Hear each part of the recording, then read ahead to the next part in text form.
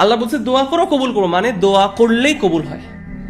আমি দোয়া করছি আল্লাহ তুমি আমাকে এই মেয়েটার সাথে বিয়ে করো, আল্লাহ তুমি আমাকে এই চাকরিটা দাও। আমি মনে করতেছি আমার জন্য এই মেয়েটার সাথে বিয়ে করাটা ভালো, আমার এই চাকরিটা পাওয়া ভালো, লেকিন আল্লাহ ভালো জানে আমার জন্য কোনটা ভালো কোনটা ভালো না। আল্লাহ প্রমিস করতেছে যে দোয়ার রেসপন্স হচ্ছে অ্যাকসেপ্টেন্স।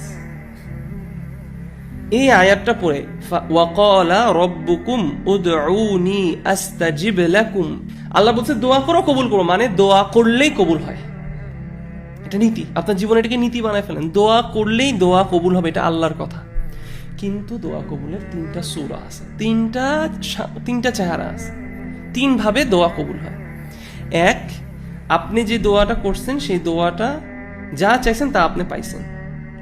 অথবা দুই, আপনার এই দোয়া করার জন্য আপনার থেকে একটা কোনো বালা মুসিবত, মানে কোনো একটা হার্ম আপনার থেকে রিমুভ করা হলো।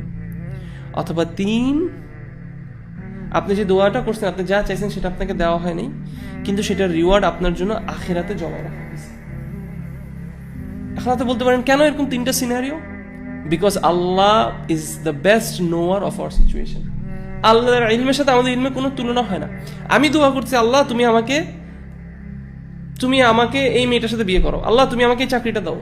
আমি মনে করতেছি আমার জন্য এই মেয়েটার সাথে বিয়ে করাটা ভালো, আমার এই চাকরিটা পাওয়া ভালো, লেকিন আল্লাহ ভালো জানে আমার জন্য কোনটা ভালো কোনটা ভালো না। সো আমার কাজ হচ্ছে আল্লাহকে শুধু চাওয়া এবং বিশ্বাস করা চাইছি মানেই কবুল হবে।